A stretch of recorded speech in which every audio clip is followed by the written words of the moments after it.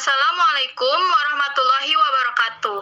Kami dari mahasiswa STI STMB akan mempresentasikan analisis korelasi untuk memenuhi salah satu tugas ujian tengah semester pada mata kuliah statistika.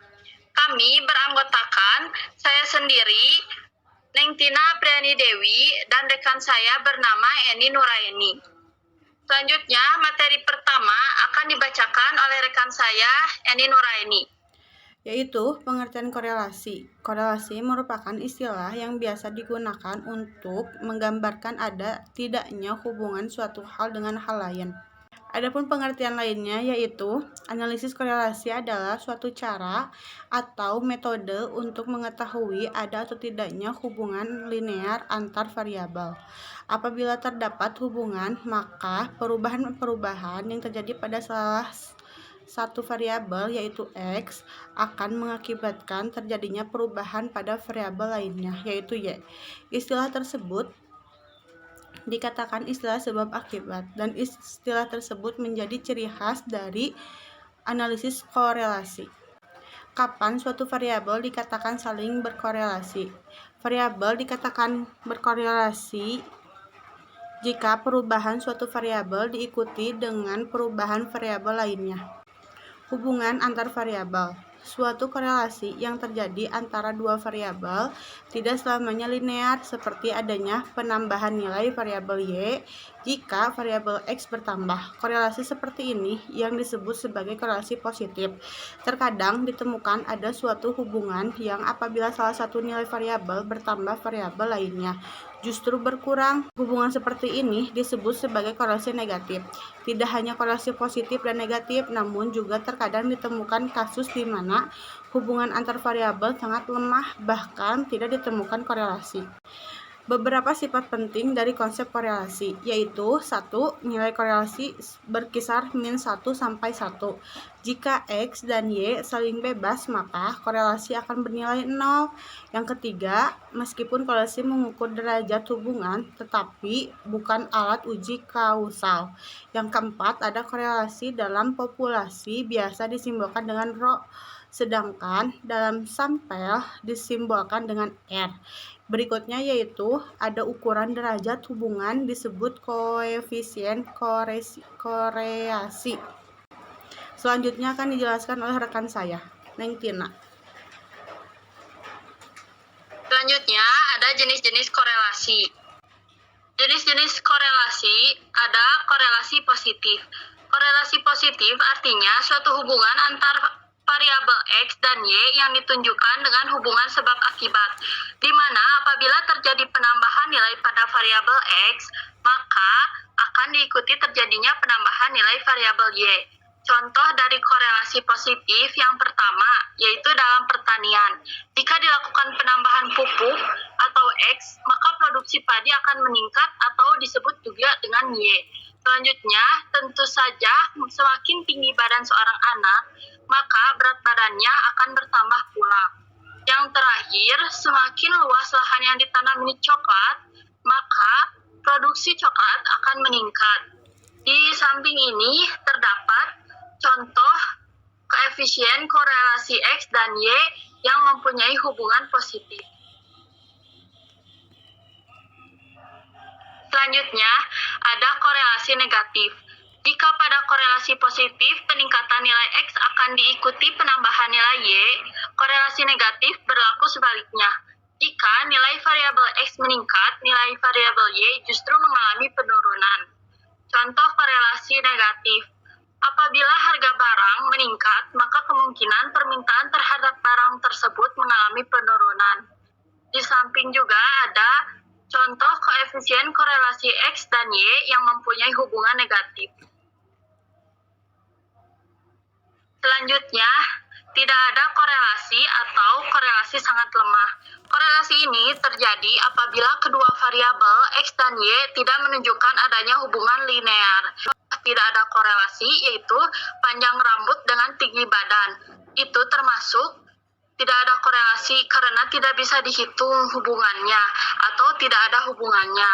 Di samping juga ada contoh korelasi yang tidak ada korelasinya atau korelasi sangat lemah.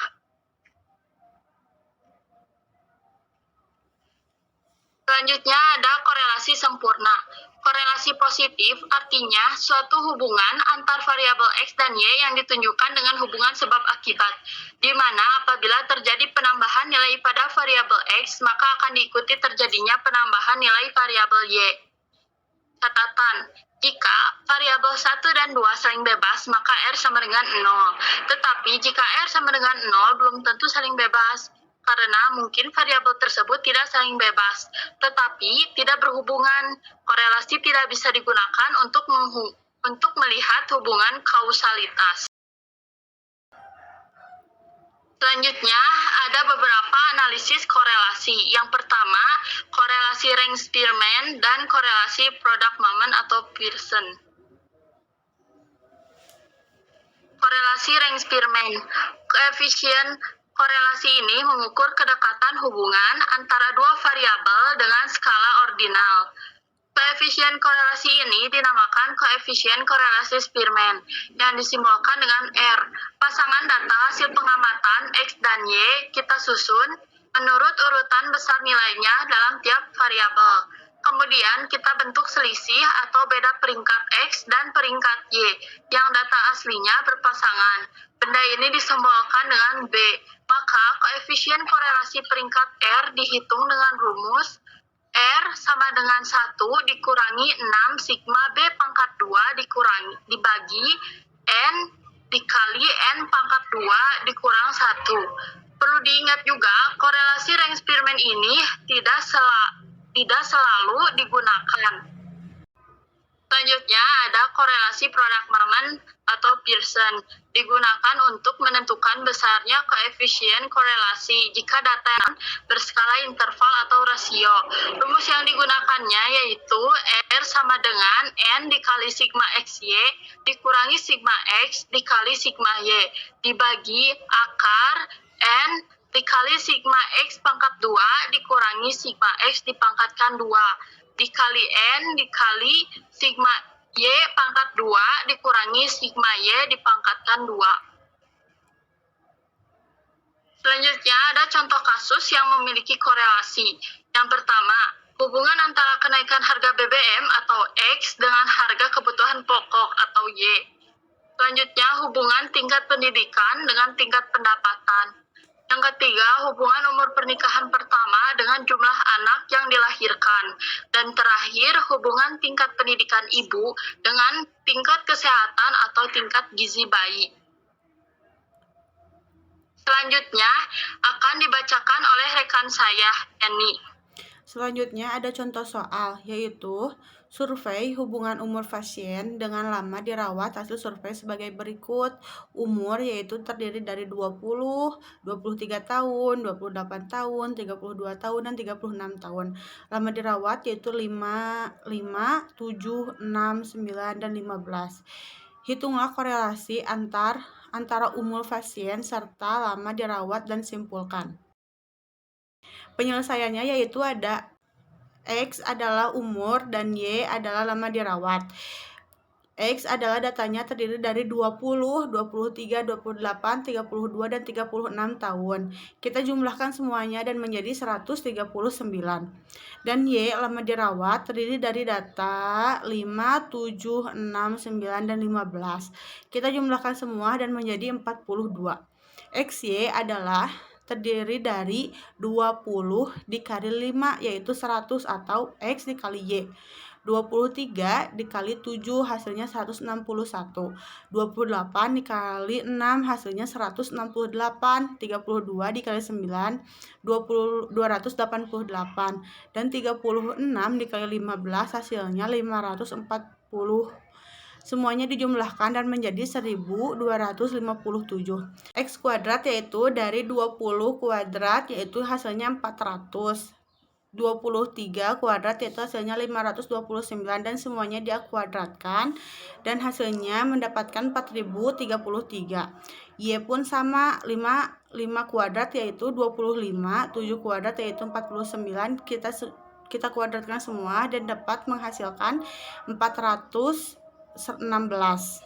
Lanjutan penyelesaiannya yaitu menggunakan rumus produk momen, yaitu R 5 dikali 1257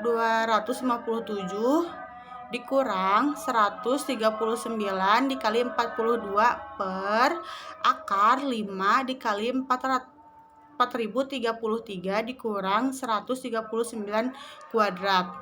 5 dikali 416 dikurangi 42 kuadrat, dan hasilnya 0,865. Kesimpulannya yaitu korelasi antara umur pasien dengan lama dirawat menunjukkan hubungan yang sangat kuat dan arahnya positif. Artinya, semakin tua umur pasien, semakin lama dirawatnya. Sekian presentasi dari kami. Mohon maaf apabila ada kesalahan. Terima kasih telah menonton video ini. Wassalamualaikum warahmatullahi wabarakatuh.